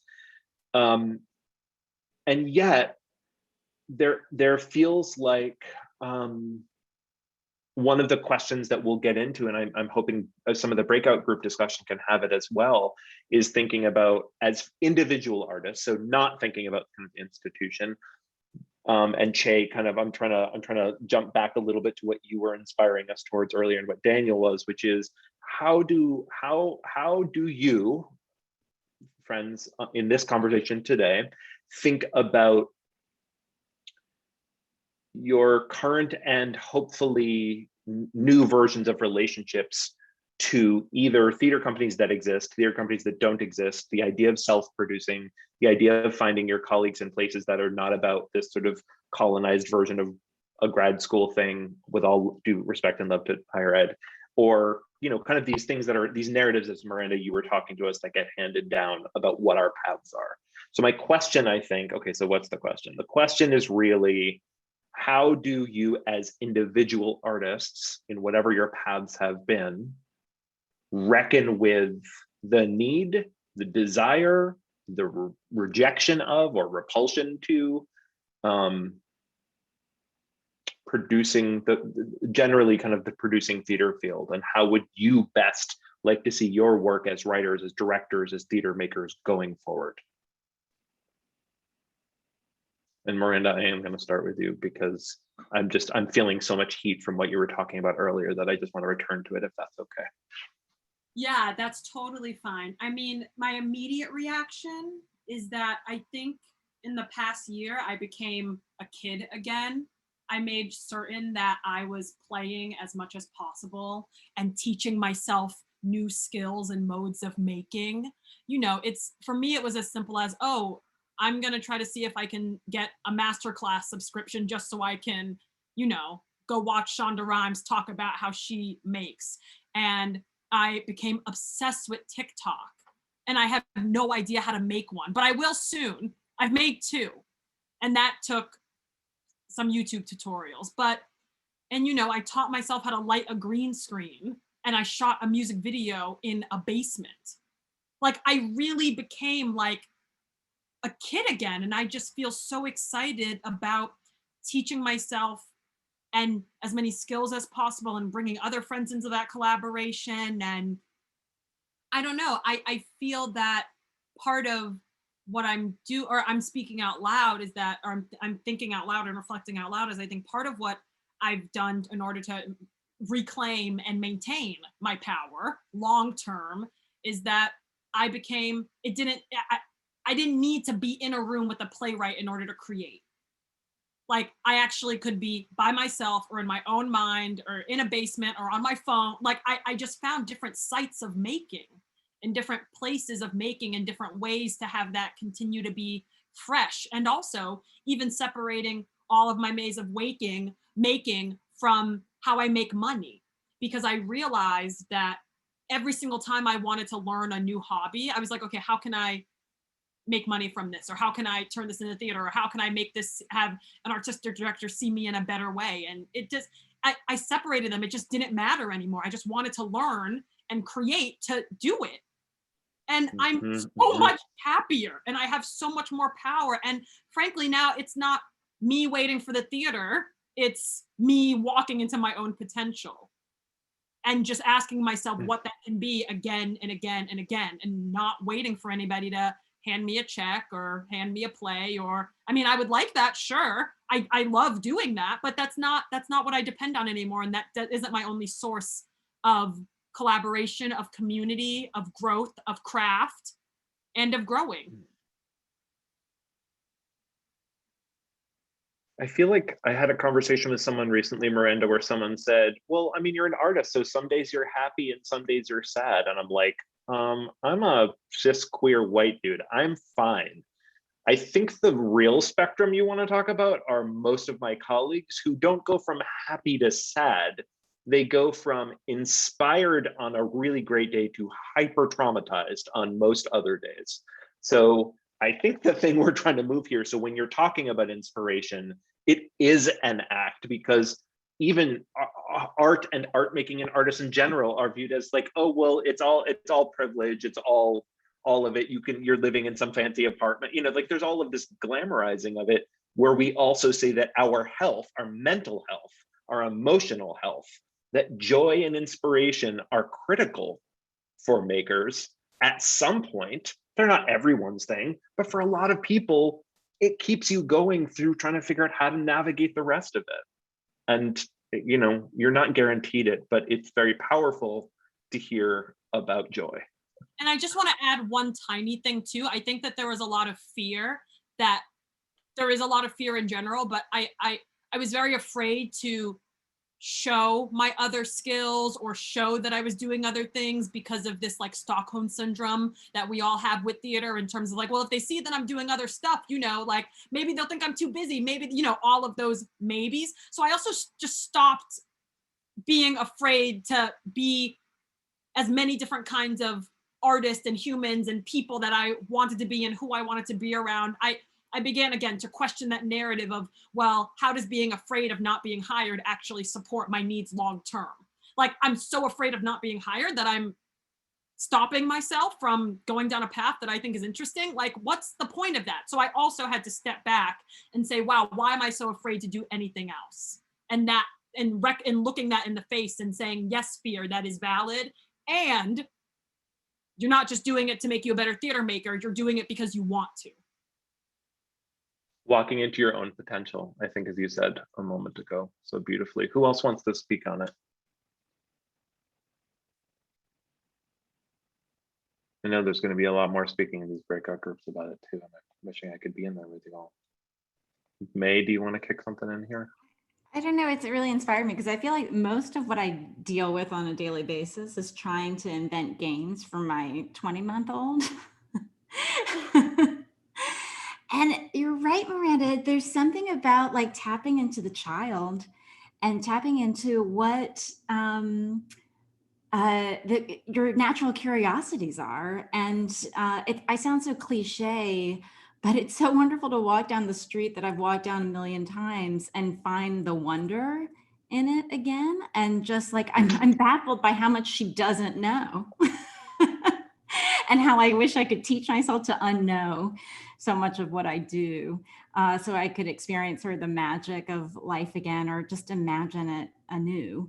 I think that finding that creative self is also about shedding those toxic narratives and shedding the things that aren't healthy and helpful for you anymore.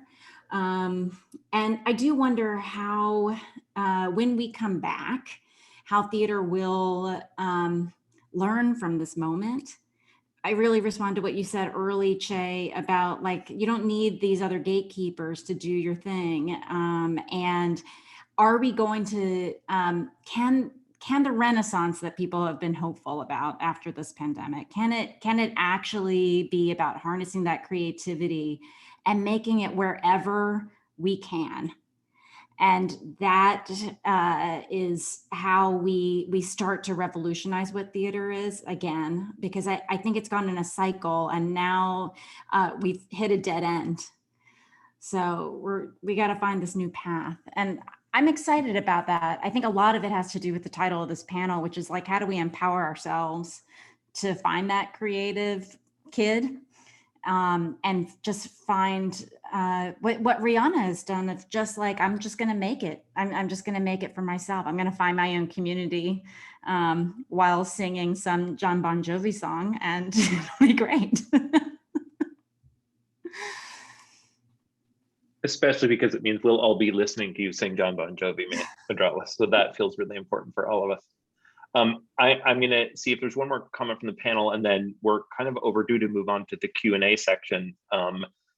And I'm just hoping that a lot of these conversations, I can't track all of the chat stuff that's happening, but I'm sure it's awesome and amazing. And I think there's a lot that's going to get fed into the further conversation. I want to just throw it back to the panel too. One of the reasons is, as Kareem and Miranda and May were really thinking about, who this panel was going to be and what is a panel. Also, ew, can we like lose panel, like just all of that bullshit, like all the words that hold creepy old shit that we don't need anymore. So as these artists that have come together to discuss today, one of the things was also like, each of you have had this really distinct path, as we talked about earlier, including Daniel, about and spending time with Daniel has been a real honor, as Daniel's walked through, oh wait, like, am I going into room? Taylor, Mac talks about it all the time too. Like, oh, I was going into these rooms, I was eating all these narratives that were being fed to me, believing that there was a lane to stick in, believing that there was a way. And you either do that way, you come from that way, you behave that way, you say yes and forfeit and sacrifice in that way, or you don't get in. And one of the things I love about all of you that I learn from every time you share or I'm watching your work is just that, yeah, you're a playwright or you're a director or you're dramaturging in this moment, you're a whatever you are, but that you're really, your whole spirit, and I'm just calling Daniel back into the conversation, really coming into it in a much more holistic artistic way, which is why Che, I was curious if that question at the beginning would have anything other than like, I don't know, I'm Che. So this was what happened. This is what it was. And then this thing was clear. So I went. Please God, may there be much more hyphenate artists in this world going forward, but that's not part of supremacy. Supremacy says there's a lane, you live in that lane and you stick in that lane. And if you're not in that lane, there's not room for you. And so I just want to throw this out to all of you as kind of our last question before we go to the Q&A. Any thoughts on narratives that you're looking forward to getting rid of because they don't serve us as individual artists anymore? And maybe I'm going to throw that back into the breakout rooms too. Yeah, Kareem. Oh gosh, so many. I mean, this is the most exciting thing about this moment, right? Is that finally, if there's one thing I think we can all agree on, I don't want to speak for everybody, but it's like, we don't want what happened in the past to continue in the future. I mean, we've been through that, and we're excited about redefining ourselves as individual artists, working in exactly as you described, Jeremy, in these sort of more hyphenate, more melded, more sort of personalized ways of being in the world. And it's like, I spent, so much of the early part of my career being so hamstrung by the idea of like, how do I define myself? Like, so first I was a director, and then I was like, oh, okay, he's a gay Middle Eastern director, so he's interested in gay Middle Eastern things. And okay, we're gonna put him in this community and we're gonna give him this type of, and like, all of that stuff was so incredibly oppressive. And until I like released those shackles, which has been a years long process, right? I didn't start to fully feel like myself as an artist, right? And I think that the thing that I'm really excited to try to harness in this moment as we step into these conversations, and I really am excited by the idea that like this can be happening in our individual artistic practices, this can be happening in the communities that we build for ourselves, and this can also be happening in the like institutionalized theater, however you want to call it, the system that exists, which is changing, but we can walk in there. So you could be the playwright, you could be the director, heck, you could be an actor, a designer, a dramaturg, and say, I reject the fallacies of what all of these things have been predicated on for so long, and that because to this theme of empowerment is something I'm really excited about, is that I think that over the time, the institutionalized theater has tried to actually disempower the artists themselves, because the artists were product, right? The artists were the thing that generates the product, that generates the revenue. It's a capitalist system, right? So if we're gonna work in that system, right, and there's still money at stake, we can reject those fallacies and say, this is the way I wanna work in your institution. If you are not able to work with me in that way, then I won't work in your institution. And I think we have to have the bravery and the confidence to know that that is okay to say that, and I never felt that way before, but now I'm starting to really understand that that is actually our responsibility as artists, and our responsibility to say, we've all been really fed a lot of lies for a really long time. You can't direct at this institution because you don't have the experience. You shouldn't be working on this piece. You shouldn't be writing this narrative. I can't trust you with a budget of X at my Lord B theater because it's a financial risk and I can't take it on this artist, right? Those are all myths, and they're all fallacies that can be thrown away. And I think we can all walk in as individual artists with a much more grounded confidence and say, these are the things that I need to feel supported as a creator, as a maker, particularly when you're a BIPOC person. You haven't been, even asked, what do you need? So don't wait for them to ask, tell them. And that's certainly how I want to be living my life as I move forward. Others who want to chime in on this before we move to the Q&A? I'm sure more is going to come in the Q&A. Yeah, Brianna, yeah. Totally what Kareem is saying. I just started a new project with the theater, and I walked in there with, I need this theater to support me in these ways, because what had happened in the past was not sustainable, and it wasn't looking at me as an artist. It was looking at me as like, oh, the Native American checkbox. And it's like, why would I want to be in an institution that is doing that, that the artistic director hasn't read my work, so they can't champion my voice as an artist, but I'm just a native. And then if this native don't work, let's bring in another one. And it's such a horrible, heartbreaking, like sausage factory, right? And you know, when like last summer had happened with everything here in Minneapolis, I was just so outraged again about just like all of the stories that have been on the American theater stages, because I'm thinking about all of the gatekeeping that kept out BIPOC stories that could have changed the narrative of the world. And yet it was like light supremacy light, right? That keeps all of these like BIPOC stories from being on stages and changing the narrative. Because if those stories had been a normal part of our world, maybe we wouldn't have had such a horrible racial reckoning. You know, I mean, I'm saying that as a Native person. But I mean, I also just sort of thinking about like other ways that we like revalue stuff. I think a lot of times we, as BIPOC people, we kind of feel like, oh, if I say no to this institution, I know they're just going to bring in another version of me. And it's like, so I better take this opportunity. So it's really cool that now we're able to, it feels like there's larger coalition and conversation to not have that kind of thing happen. I hope. And it really feels like a fundamental change of like what we value, like not valuing that sort of like capitalistic imperial system that favors the individual. You know, one theater once asked me, you know, how do you serve Native children? And I said, well, if you loved Native children, you wouldn't need to ask me, right? So how are you going to serve your BIPOC artists and audiences?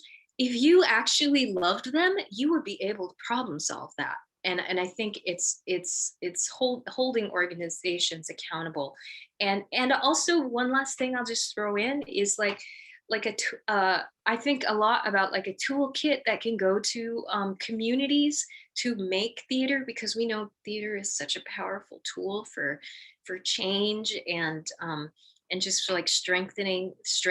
And I just think of like all of these amazing artists that we have, that we just feel so beholden to these systems, whereas we could also be working like deeply in communities and using those skills to like continue to sort of change the status of the world that we're living in. So yeah, and it's just a reordering of values. Like, what do we find valuable now, you know, and being able to say exactly that.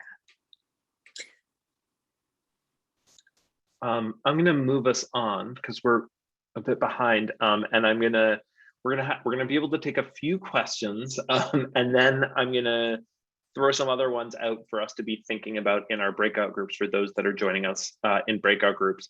If you are interested in speaking out and you would like to speak live, please go ahead and click that raise hand button, which I think is probably in your reactions button, is where that raise hand is, if my Zoom memory that is terrible serves. If you are joining us live and you would like to add a question, the way to do that is what? The way to do that is you can ask your question by typing it in the chat or chat feature, and then we'll get those questions fed to us that way. So I'm going to go first to yeah, so I'm going to go to, we've got a question from Graham, or we've got a couple questions in the chat for you. Yeah, I'm going to go to lift up a little bit. It's sort of a question and a little bit of stuff that was being chatted about earlier, because I just think it's important, which is from my pal Tlaloc, who was just asking a little bit about even these ideas we started now talking about. How do we move beyond panels, and how do we reframe conversations, Tlaloc, in a way, I think, as you're saying, so that not all similar people or not people who are already at a certain place are a big part of having the conversation and holding the conversation and moving that conversation forward. How do we talk to a group of artists who also have different journeys that are valid experiences and viewpoints? I'm curious, panel, if you have thoughts in response to that.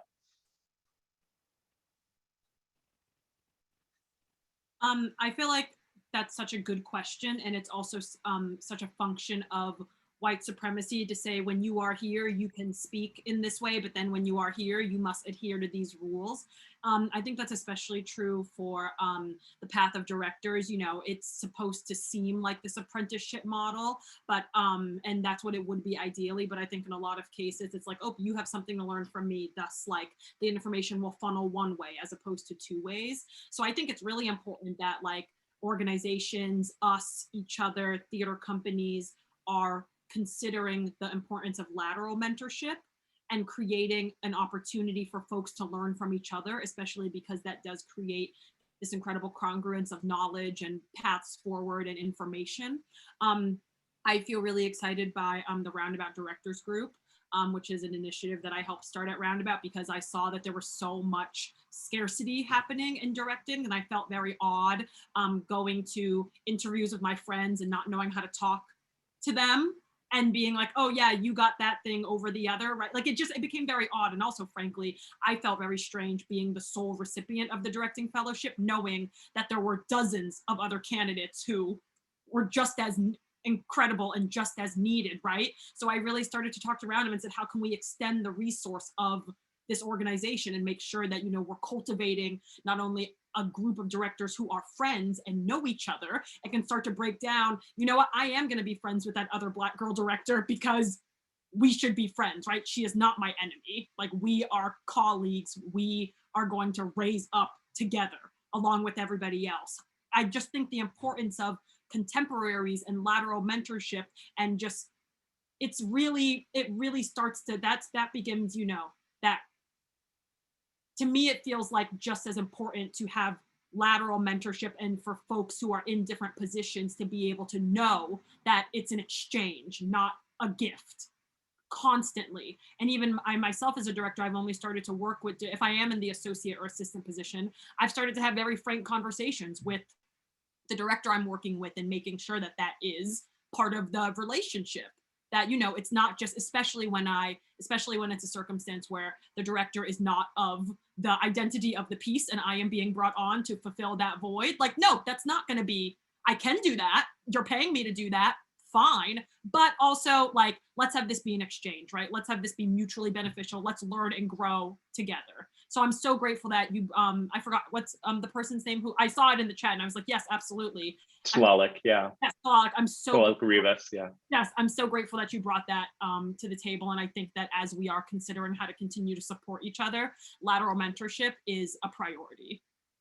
Yeah, and thank you for that, Miranda. I'm just lifting up Tlaloc because basically we could just scramble all of you in the audience right now and just create another panel of people like Tlaloc who could be leading this panel, you know, and, like, again, getting rid of panel and moving more to discussion, which we're going to do in a few moments.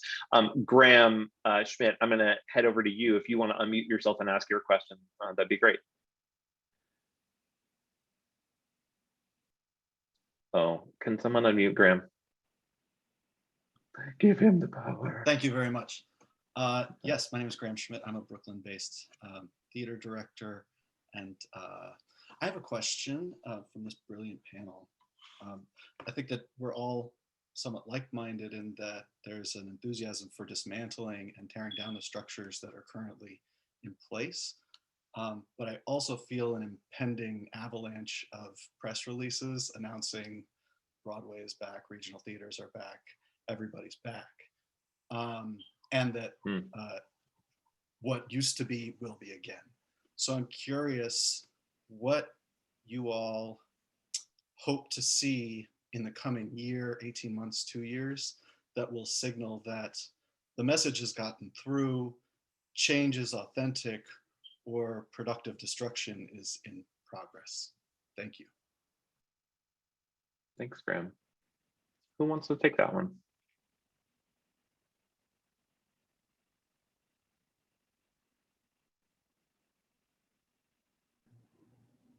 I'll just pop in and just say, they missed the boat. They missed the chance for rebirth. If you're going to go back to what you thought worked in 2019 for your season that you had scheduled, then you really missed the power of what theater actually is, which is a reflection of our society. And you missed the opportunity for one of the most exciting ways to come back to our art form. So too bad, move over.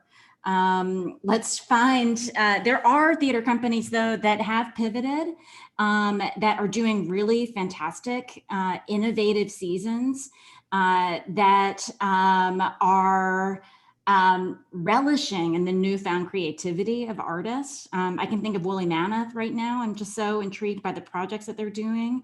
Nicole Watson, I think you're out there doing your good thing at Roundabout, and also McCarter. I mean, there are people that are out there doing it. So let's go and support them. It's kind of an amazing version of kind of peer mentorship or leadership, lateral, and also reverse, I think also as Tlaloc was just talking about too, a little bit as well, speaking of the amazingness of Tlaloc. Lots of ideas. And I just want to, I can't help but highlight one more time, it's an exchange, not a gift, because for me, that really gets at where the power lives. It's when we're talking about wealth inequality, we're talking about opportunity inequality, when we're talking about what those possibilities are, and as Daniel talked about, whose you are, may we all see this as an exchange and get rid of, can we please lose the narrative that this is a gift that you are being allowed, which just keeps all of those colonized strings, and also stuff that Rihanna was talking about earlier together. Okay, I'm gonna move to, oh, I know, I just wanna hang out with you guys all day, but we're gonna have to get to this other thing. But Monique Aldred, do you want to hop on? You have your hand raised, and I want to make sure we're creating space for you if you want to ask a question. Hello, just tending to Hi. the toddler. It's her working title. Anyway, yes, my question was related to what Miranda was saying about mentorship. I'm curious to know who your mentors were, what particularly strong lessons they left you with, and if you yourself have turned around and passed on your knowledge and wisdom to other people coming into your particular part of the field. Thank you. Yeah. I can jump in to answer the second part of your question, Monique, is that, you know, for a long time, I sort of occupied this very small space where it was like, I had come to New York a couple of years after 9/11, and there was this incredibly sort of difficult, problematic response to sort of the war on terror and the idea of brown people like me with beards that live in America. And over all of these years now, I felt very lucky that many other people who are generations below me have sort of sought me out in a mentorship role, and I've been, you know, mentored by some amazing people. And I think that, you know, the importance of finding this sort of generosity in providing mentorship to people, both like you and not like you at all, is so key to kind of keeping our field moving forward. And I think a lot of it is sort of recognizing that the specific challenges that like today's generation of people coming into the field is very different even than where I was just, you know, a decade plus ago, and trying to always be as responsive as possible. Like I think, as Miranda was sort of saying earlier, the idea of lateral mentorship and also reverse mentorship and just the idea of mentorship in general is so key to like the kind of space that we hold for one another. And I think that as we move forward, I think we can all make mentorship a more vital part of our sort of day-to-day practice, because when we share the experiences that we have and we're not so sort of siloed from one another and not so sort of in competition. And again, that's part of us like working in this capitalist system where we're being told we have to compete against the other person. I think so many barriers are going to start to break down, and we're all going to feel so much more, again, empowered to kind of center that thing. And it's sort of looking at that as an opportunity to really understand what the new generation is sort of facing in this world. Friends, thank you for that. I want to check in with the panelists to see if there's any other responses there to that question before we move on. Okay, so I'm going to keep us moving forward in our day. The next thing to do, speaking of how we honor our humanity, is to take a break and stop staring at a screen for 10 minutes. So here's what I'm going to suggest. First of all, I want to take a moment to thank Daniel Alexander Jones and Miranda Heyman and Kareem Fahmy, May Adrales, Heather Raffo, Rihanna Yazi, and Chaeyu one more time for being with us today and for sharing your learning. Thank you, thank you, thank you, thank you, thank you. I also want to thank all of you joining us on a live stream on HowlRound, and thanking our partners at HowlRound again for being here today. Thank you for being with us. This is the end of the part of the conversation that is going to be live streamed. So we're going to turn off the live stream here in just a moment as we go on break. I want to ask everyone on Zoom, yes, definitely turn your camera and mic off, because I don't know what you're about to do in a 10-minute break, and that is your business, not mine. So please turn off your camera and mic, but also please don't log out of the Zoom, just leave the Zoom on. We are about to go on a 10-minute break now, and then Caitlin and Emily can help assign you to breakout rooms for as soon as we get back. Thank you all so much for being with us so far today. We have more, so please stick around, and we will break up into smaller groups for group discussion about all of this. It is 3:10 or something 10 wherever you are, and so we will see you back at in Central Time 3:20 or whatever 20. Mics off, cameras off, don't log out of Zoom, and we'll see you in 10 minutes. Thanks so much for being here, and we'll see you shortly. Thank you.